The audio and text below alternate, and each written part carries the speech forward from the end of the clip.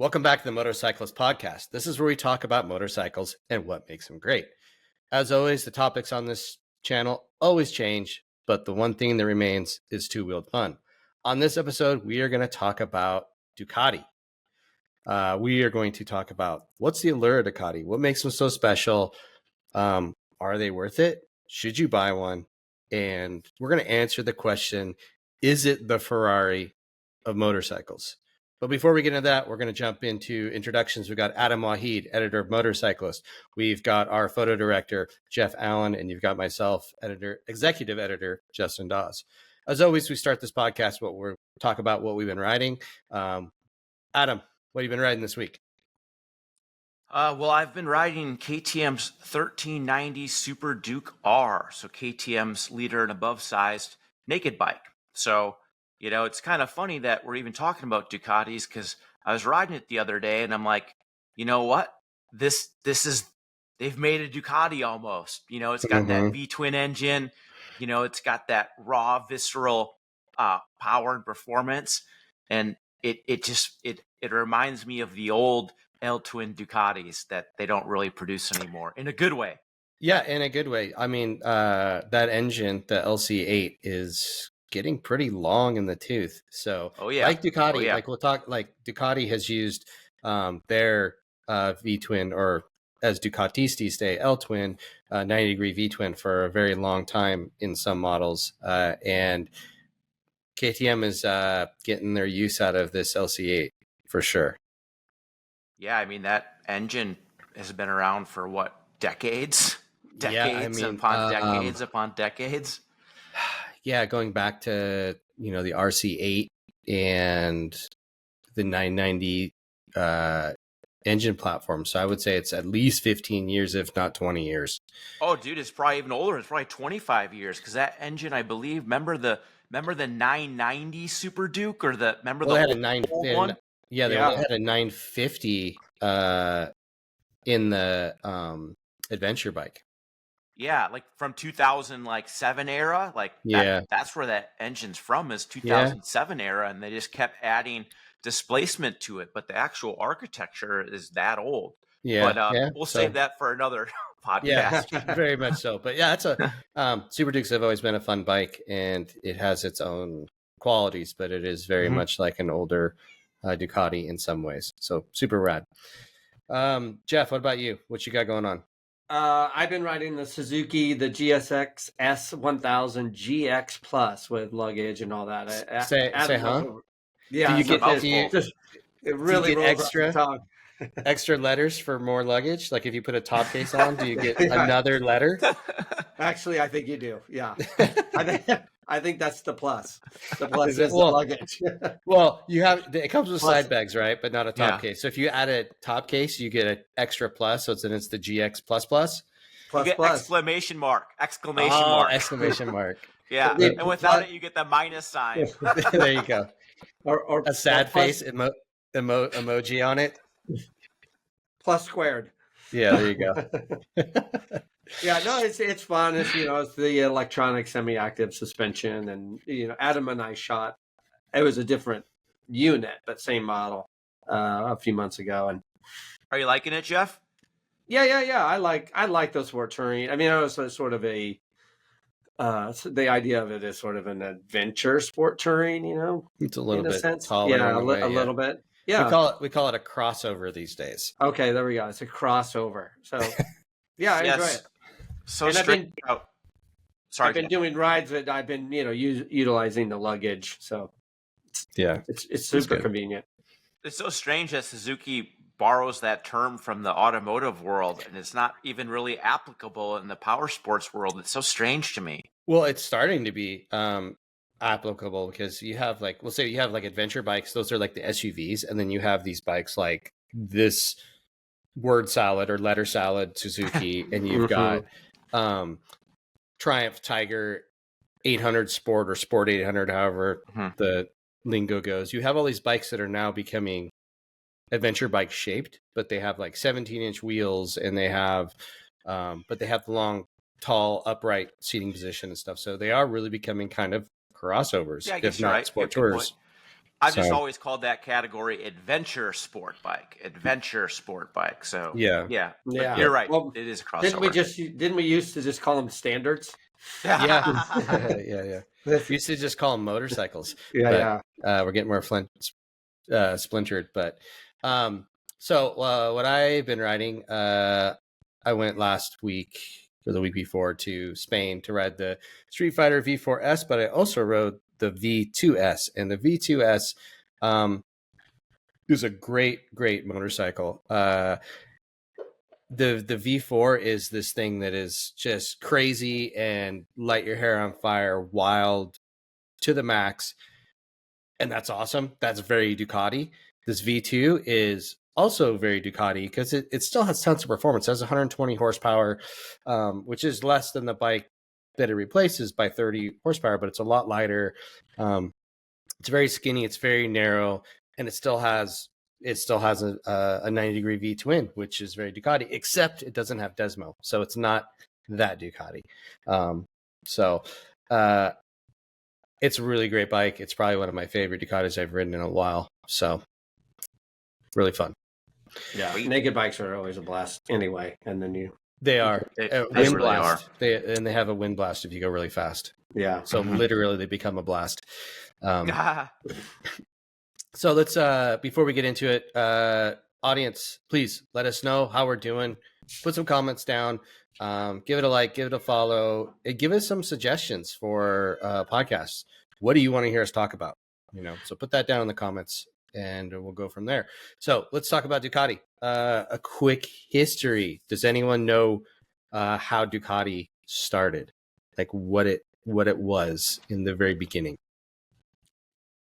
I do a little bit. It's been a while, but I was at the Ducati Museum and I saw their displays with the early days of the radio and the little bicycle motor and That's right. So and stuff like that. It was founded in 1921, and it was a radio manufacturer. 3 Ducati brothers started a radio manufacturing company, and they did that all the way up until the 40s. And then the first, we'll say, motorcycle was a clip-on engine that they actually were manufacturing for a company called Sayata. And because it was post-war Europe, it was a very economical way to get around.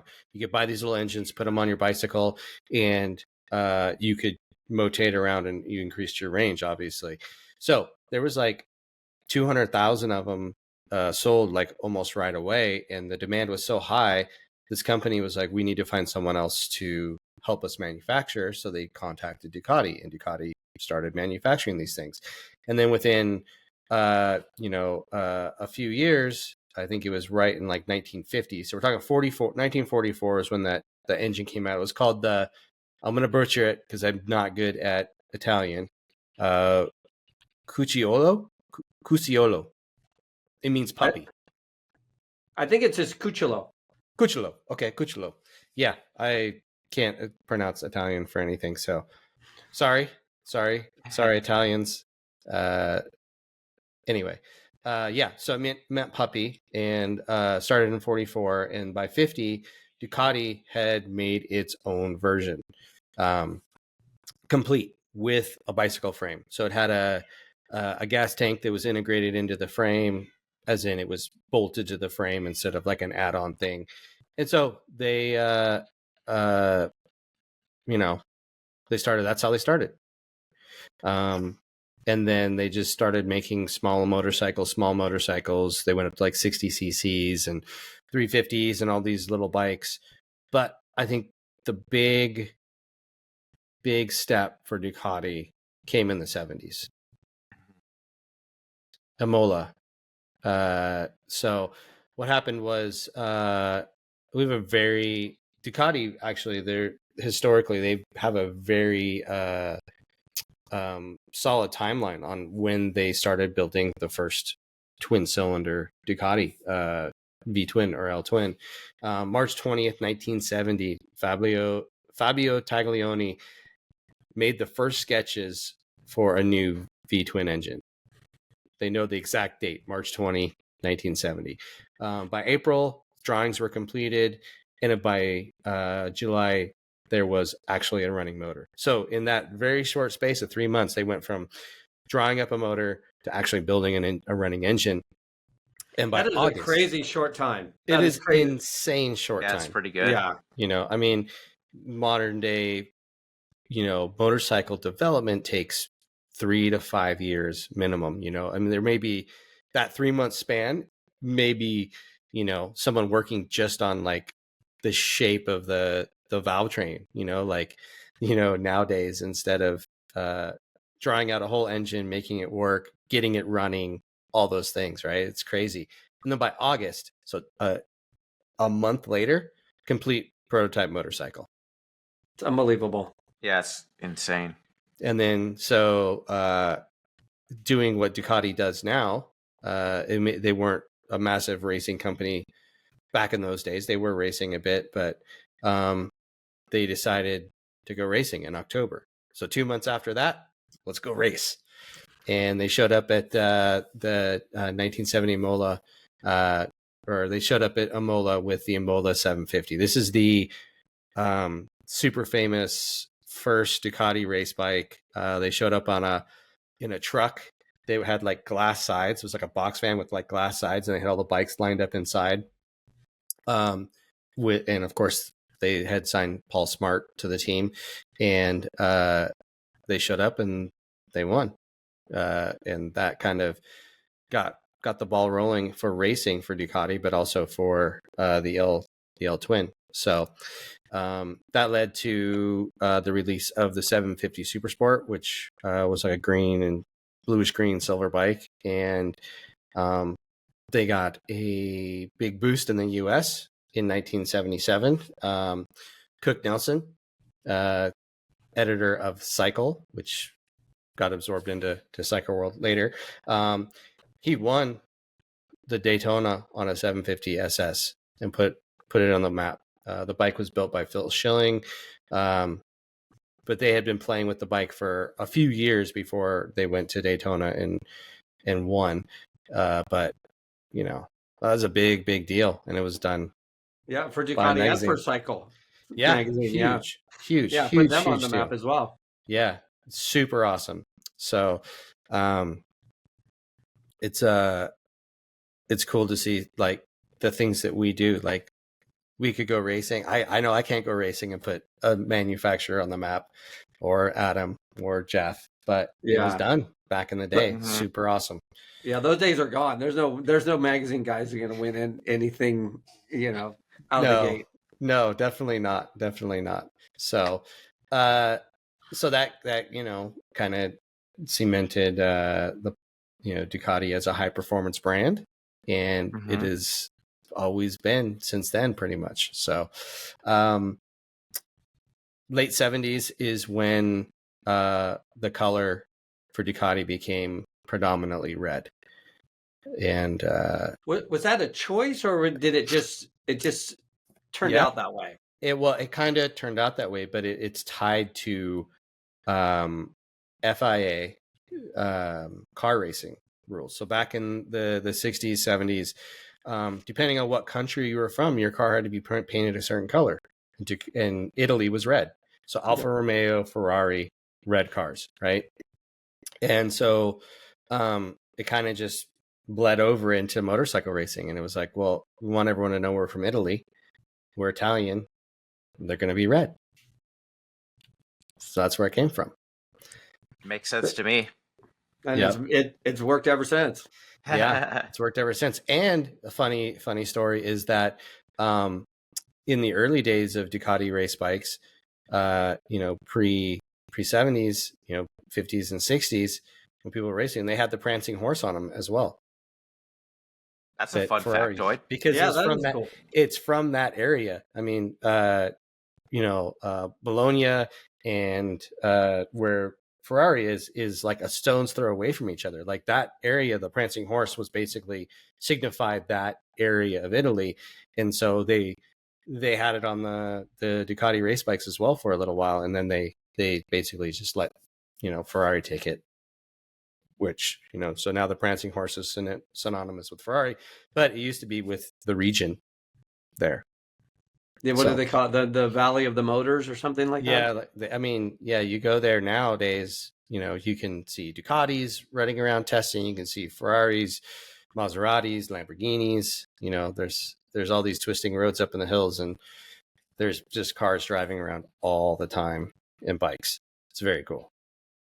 Motorhead paradise. Motorhead paradise. If you are especially an aficionado or fan of Italian engine-driven sports, you obviously need to go to Bologna to see it. Yeah, I have been there and I visited the museum. It's not huge. I'm sure they've outgrown it by now. I was there like 10 years ago, but it's very cool. Very cool museum. Yeah. The museum in Bologna is great. And then you can hop over to the Ferrari museum and check that out, which is also great.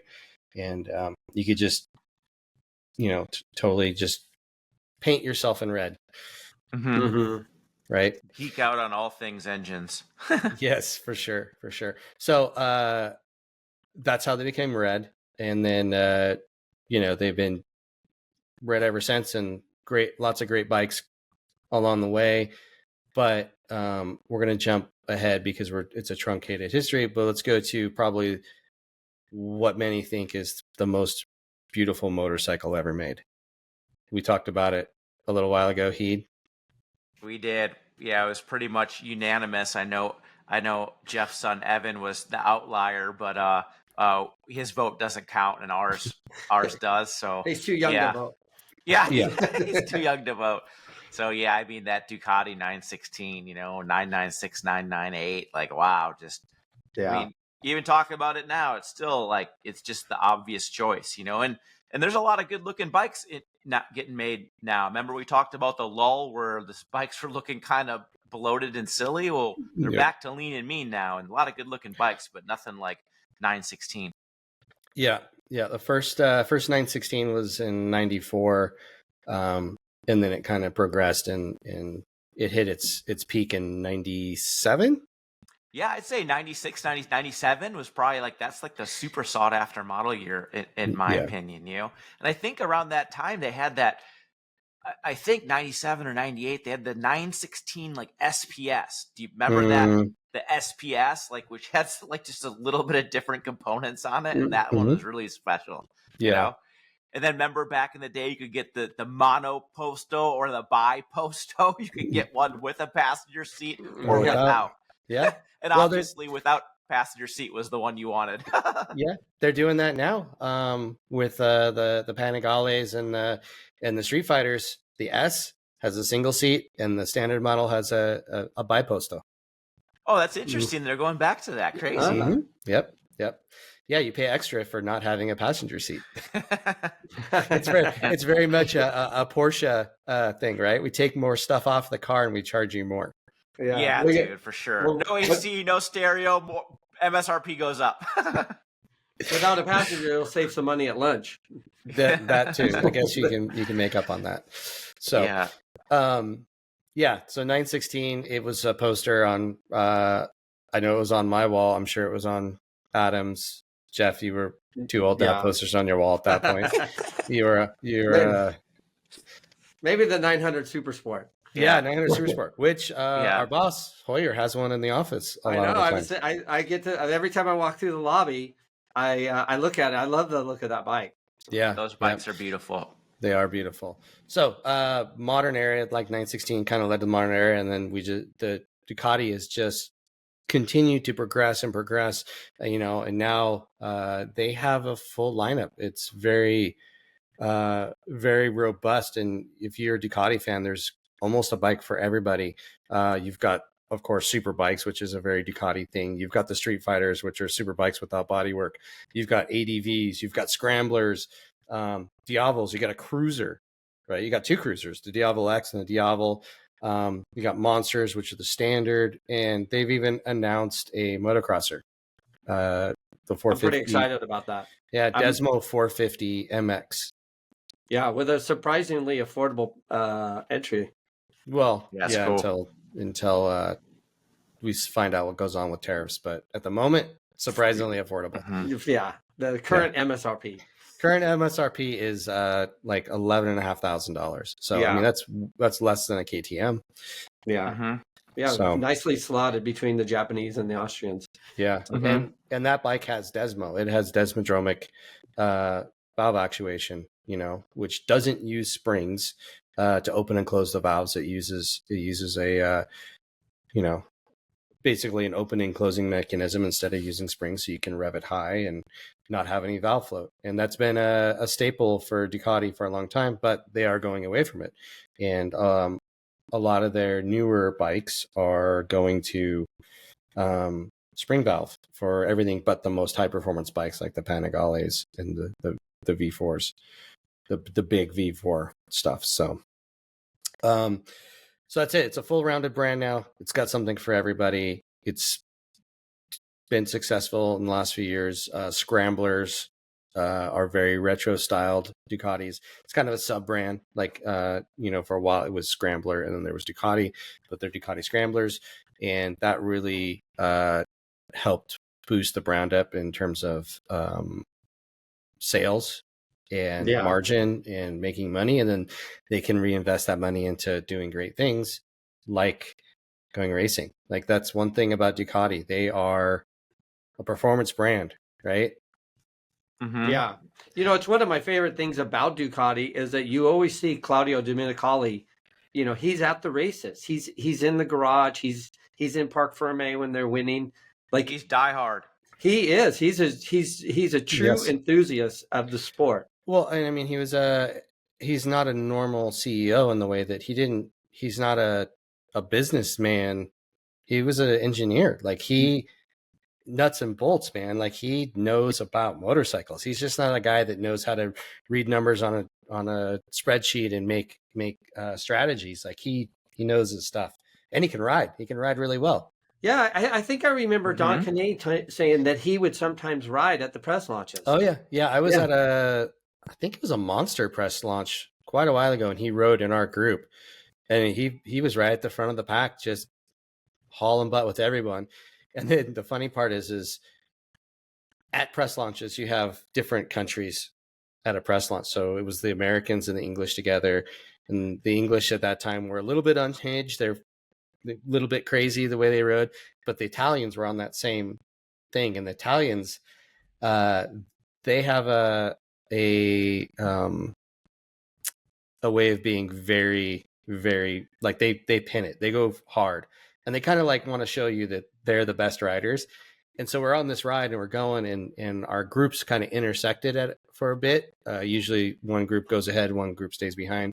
They intersected, and dude, this Italian journalist, I don't know who it was, but almost wiped out Domenicali. Oh, wow. And I was like, oh man, that would be like how good a rider he trying was. to prove how good he was. Like, he basically came up the inside of Domenicali and almost knocked him off the road. And it was like, that'd be like slapping the Pope. What are you doing? Yeah. So, but I wonder if that guy ever got invited back. I think Domenicali took it with a laugh, and he kind of like shrugged his shoulders. I was only like 2 bikes behind him when it happened, and he just kind of went, and he just kept going. So I don't think he's trying to show off. Yeah. He's just, is what it is. But so I mean, going back to performance, going racing, Ducati is just dominating MotoGP right now. When they race to win. So that begs the question, one, because of racing, and two, because they're always kind of the most in any segment. Like, they are usually the most powerful, the most fastest, the lightest, whatever. Are they really the Ferrari of motorcycles? What do you guys say? I would say yes and no. I mean, I would say yes. I mean, there's a certain amount of exclusivity with that brand, and it's aspirational, to own a Ducati, but it's not quite pie in the sky like a Ferrari. I mean, very few car buyers could even consider a Ferrari, but many Ducati buyers, because like you said, the Scrambler and the Monster and these other bikes makes it aspirational, but also attainable. Mm-hmm. Yeah, I would agree with that. But if I was going to describe a Ducati to a non-motorcycle enthusiast, Ferrari would be in that sentence. Well, and I said yes and no. Yeah, Yeah. I would agree. Yeah. I mean, I would agree. It's still aspirational. Like people love them. Yeah. Oh, and for lots of reasons. There are the affordable, relatively affordable motorcycles. Usually the price point is a little bit higher on Ducati. But you could get into, like you said, like a Monster, or like the what is it, the 698 mono. Like that thing is the super mono, or whatever they call it, super motard. Yeah. That thing's only like 11 or 12 grand, I think, for the base model. Like you could get a Ducati, for 11 or 12 grand. And then you've got all the scramblers also, which are cool. I mean, they still have a 90-degree V-twin air-cooled engine it's the Panta engine. It's been used since, the 80s. So it's a very traditional Ducati in a way. And so, yeah, there are ways to get in it, but there's also the aspirational super mega models that come out every year from Ducati, Super Leggeras and Lamborghini editions. And, we're talking, hundreds of thousands of dollars for some of these bikes. Yeah. The new what is it? The new Lamborghini Panigale? Panigale. Yep. Like 100 grand or something like that. Yeah. Close to 100 grand, I think. Yeah. Yeah. Dealers love selling those things. Yeah. The crazy, and that's the thing also that is, I think, is Ferrari like, is that those bikes are usually offered to the collector, or the guy that buys, or customer that buys all of the bikes, right? So like they announce that bike and they're already like, oh, this person is buying that bike. We already know. Just put their name on it because they're going to take it. They're going to take it and slot it in the garage next to their Desmo Sedici. Next to Desmo Sedici, next to their Superleggera, next to their, their Mike Hale replica, next to. And that's, that's a very kind of, Ducati doesn't plan it that way. It's not like, oh, you have to own another Ducati to get this Ducati, but those people that own other Ducatis get first crack at these super exclusive models through the dealer. Yeah. They favor those exclusive owners. Yeah. Yeah, absolutely. And that's, so that is very Ferrari like, but they're not saying, oh, you have to own a yellow or a white bike before you can get a red one, and those types of things like they do with Ferrari, Not yet. But they're on that path. Yeah, they could be on that path, but that being said, there's people think that Ducatis are expensive. So are they expensive? It depends on which one you're looking at. Yeah, like we were just saying, $100,000, but there's also less expensive models. Yeah, well, there's also the expense of maintenance and service. Which is changing though. So if you have a Desmo, the valve check intervals are tighter, they're shorter. It's labor intensive to get that performance. So yes, your maintenance costs go up, but with these new spring valve engines, like the engines in the Multistrada V2, the Street Fighter V2, the Panigale V2, they're long service lives where you don't, the Multistrada V4 is like 36,000 miles before you need to do a valve adjustment check. So, I mean, that's very, very long time, and that brings your cost down. So I think Ducati is, they are more expensive than maybe similar models or the competition. But I do think often Ducati gives you what you pay for. Yeah. And I think, and then you also have a better resale value because it is a Ducati, people want to join that family. Ducatisti. Yep. Yeah. You want to be a Ducatisti. And that's a big part of it. Right. I think that they are usually worth the cost. Mm. What say you guys? Are they worth it? Are they worth the additional spend? Are we spending my money, or whose money are we spending? We're spending our money, our own money. We're going to say for ourselves. This is our personal opinions, because cost is relative. I mean, what's expensive for one person is not for another. But personally, on our meager editor salaries and photographer salaries, is it worth it? I would certainly consider one. I mean, I'm not looking at a V4 Panigale or anything like that, but yeah, I would and have considered Ducatis, and some of my favorite motorcycles of any brand are Ducatis. Mm-hmm. So I would certainly consider it. I think it would be worth it. Mm-hmm. Yep. Adam, I'm surprised you don't own one, actually. I'm more of I shouldn't say old school Ducati person, because old school would be like, like 60s, 70s, 80s. But I like the older Ducatis, like the new generation Ducatis. They don't really align with my goals as a motorcyclist. So, if I was to buy one, it would probably be an older one. But in today's climate, there's really not a model that really, I mean, maybe a Panigale V4, but honestly, they've priced themselves out of that market, in my opinion. They're too expensive now, Okay. But again, that's relative because they're selling them. I mean, they're selling them. That's the one bike they are selling. Yeah. But I mean, Ducati does well.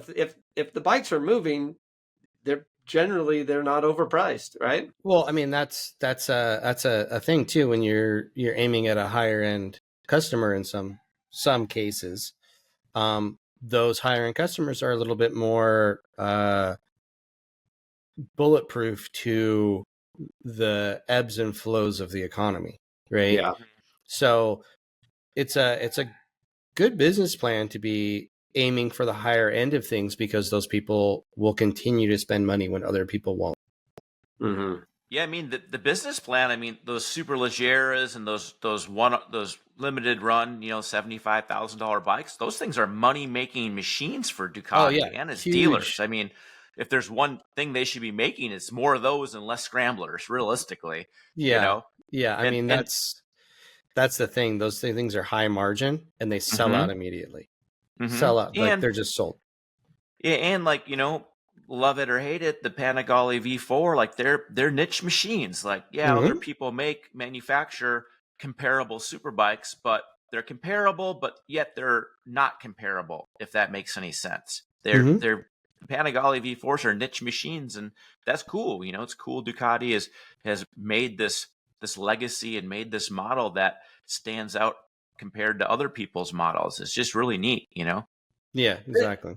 As we're talking about, I'm thinking that Ducati is unique in the way that they seem to be able to sell the high end and the affordable stuff much better than anyone else, Yeah, very much. Yeah. They don't have any trouble selling the scramblers either, Yeah. I mean, the scramblers definitely slowed down. They've pared down the model offerings quite a bit to coincide with maybe a decrease. But there was a point, like we'll say 10 years ago, or when the Scrambler came out, was probably about 10 years ago. Yeah. So I would say like the sweet spot was about 8 years ago to 7 years ago. Scramblers were the hottest thing Ducati had. Like you couldn't, every one of them was gone. Desert Sled, all the models where they had different displacements and, all these models. And it really was good for Ducati, and they still sell and they're still popular. They just haven't made a huge splash lately like they did when they first came out. So for me, I think that the adventure bike part of Ducati is where I'd spend. A Desert X is totally rad. I enjoyed riding that bike, and I think if I was to spend my money, that's where I would spend it, and because that's where I could justify the cost more than anything else. Yeah. Desert X's look cool too. That is one of the best looking bikes out there. Yeah. It is. They have certainly cool styling for sure. Yeah. And now that they got rid of the zip ties around the frame rails, finally, now they're really good. Yeah. And that's the thing. The Ducati has almost always made good looking motorcycles. We'll talk about it a little bit down the road, but there's very few misses in Ducati styling. There are some, but you know, for the most part, they're just dang good looking bikes too. I mean, there's a piece of the equation that, you know, they're just awesome looking. No matter the what. misses are super subjective. Like, you know, the Mhm. 999 in commercial duty, that was a miss. But in my opinion, I think that thing looks awesome. Oh, dude, that's an awesome looking bike. It has aged so well. It looks awesome. Back when it came out, it was like, oh, what the heck, you know? Because I mean, you came from the space of like the 9, you know, all the 916s, which were 998, the 998, like all those things were like sick looking, and then they went to this very round, big stacked headlight thing, and everyone was like, oh, you know, you could, they were on a real roll before that, and people were reluctant to accept it. But now, like you guys said, opinion has changed. Yeah, that bike is now considered, you know, attractive. It really looks good now. And so I think it's aged well, but at the time it was a miss. There's absolutely no doubt it was a miss. I think other misses, the first Multistrada. Okay, I'm gonna sort of disagree with you because I think it was terrible. Terrible. Initially, it still is terrible in my opinion. But that was the bike that sort of turned me on to adventure bikes. You know, I know it was kind of funky with the how the fairing was split and the top moved and the lower stayed. We had it at the office. I was like, ah. And then I wrote, I was like, this thing's fantastic. And if it performs well, I tend to, you know, accept the styling a little easier. Yeah, okay. You know? But you don't have to look at it from the front when you're riding it. Yeah, it rode fine, but we're talking styling, Jeff. Come on, you can't say that the thing looked good. I say I did at first. I didn't like it, and then I learned to accept it because I thought it was such a good motorcycle. You know, at that time. I mean, but that's the part of a Ducati though. The styling is highly, highly important in a Ducati. It has to look good, and that thing did not look good. Yeah, but there's also performance first. Yeah, but the thing is the way that whole fairing, that was a full styling exercise. That had nothing to do with performance because it was funky. Yeah. You know, it was a disaster. I mean, they still, in my opinion, they don't look that much radically different than then. Like they just, I mean, I love that joke Mark would always say about the remember during COVID, the doctor, the sick doctor. That's literally what the Multistrada 44 looks like. Is that doctor from the 1800s that would, you know, the face mask thing. Yeah. Yes, that's the Multistrada and Multistrada V4. Every time I look at that bike, I'm like, oh my god, it looks like the sick doctor from the 1800s. I've always thought those look good, and but I think there's one bike that was really funky that I don't know if it's a miss or not, but that's the Diavel. Like it is, it's this crazy bike. Like it's a cruiser, but now it's really the Diavel is a big monster, like an oversized monster, and the Diavel X is the cruiser. But I think those things, you know, especially the first one, that big oval headlight and that thing was pretty ugly. I like the OG Diavel and X Diavel. I would say that the 2025 Diavel is hideous in my opinion. I just think that the modern one looks, the Diavel looks just like a monster. It's just bigger. The proportions are bigger. Yeah, I kind of like that original Diavel as well, Adam. Me too. Okay, me too. I have a fun story. We had a planned a action video shoot with one, and we took it to the desert and off-roaded the thing and drifted it through the dry lake and jumped it. And we told Ducati what we were going to do. And we're like, we're going to do all this crazy stuff and we might break it. So we need 2 of them. And they said, sure, here's 2. They gave us 2 bikes because they thought we'd break one of them. But that's their way, like performance and marketing. Mm-hmm. Yeah. Did break? Yeah. Did one of them break? We did not break it. Yeah. Yeah.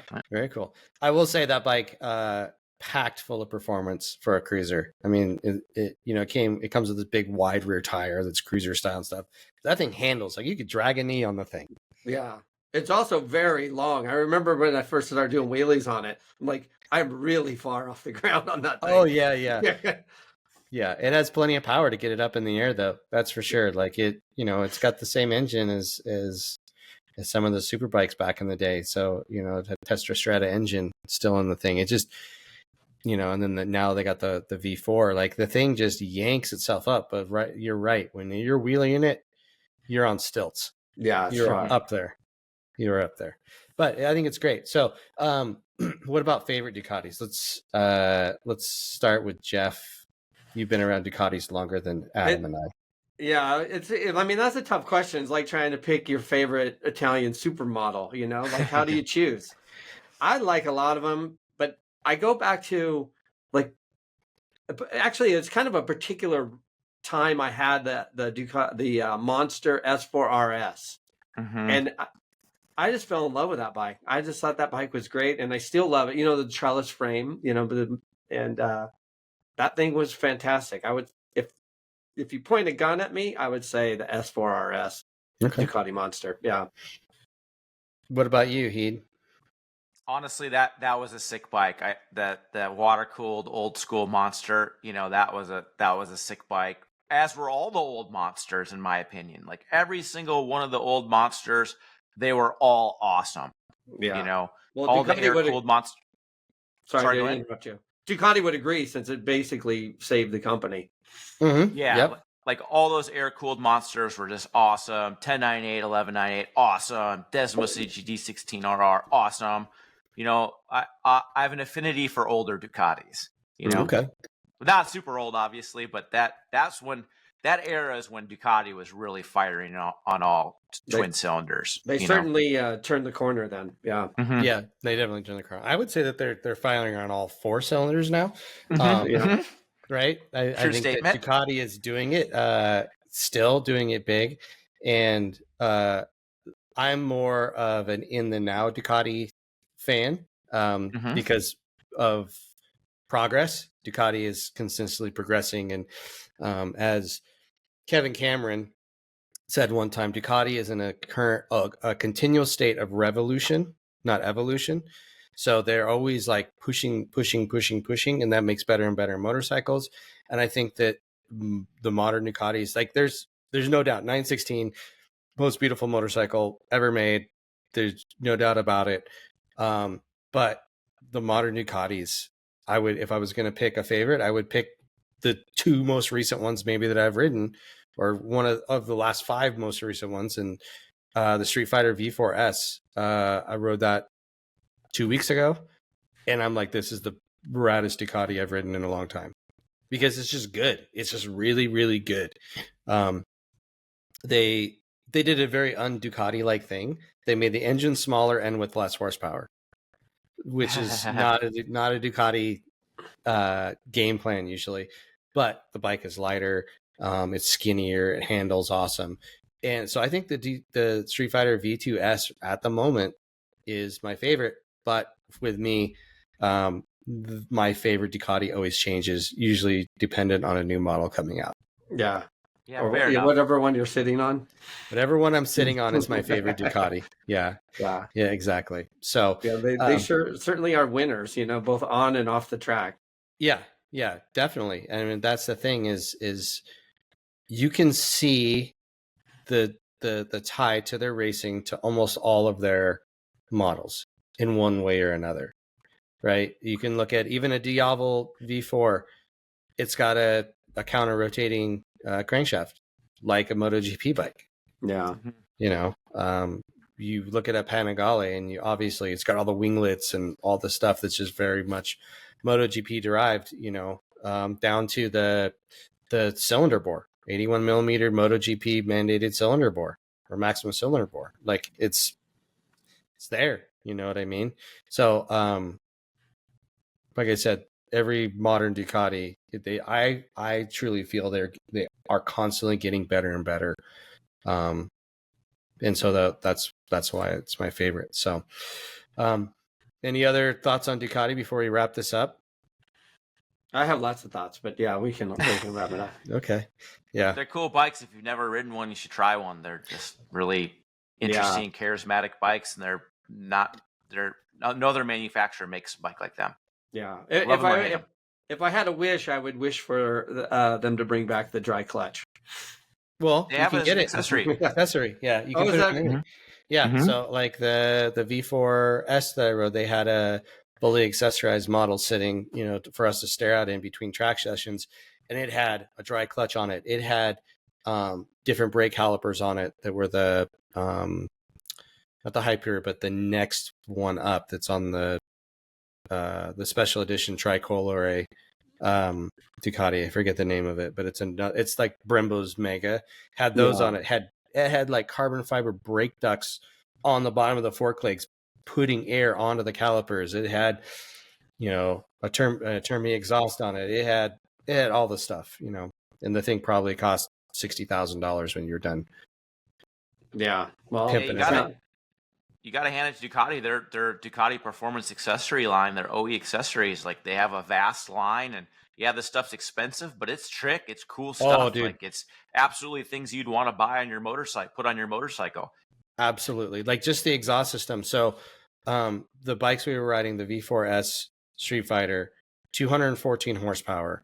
You put the exhaust on it, it goes to 237 horsepower. Holy smokes. Isn't that crazy? Yeah, that's crazy. Wild. Yeah, wild. So yeah, when they do it, they do it right on their accessories. Mm-hmm. They're not cheap trinkets to just glom onto your bike. Like they're like, you want to go faster? You want more power? Here you go. Yeah, and like I remember just like, from the bikes we've tested, when you put on the Ducati Performance, carbon fiber accessories, like the carbon fiber, it's like raw carbon fiber. Like it's really high quality carbon fiber. And maybe some other manufacturers put more clear coat on their carbon fiber parts. Ducati maybe skimps a little bit on the clear coat, but I don't think that's necessarily a bad thing. It gives it this raw, racy feel. Yeah, absolutely. The kind of a matte finish. And like you said, they don't skip on the materials. Like when you're buying a Ducati accessory, it is absolutely high quality and probably better than anything you can get aftermarket.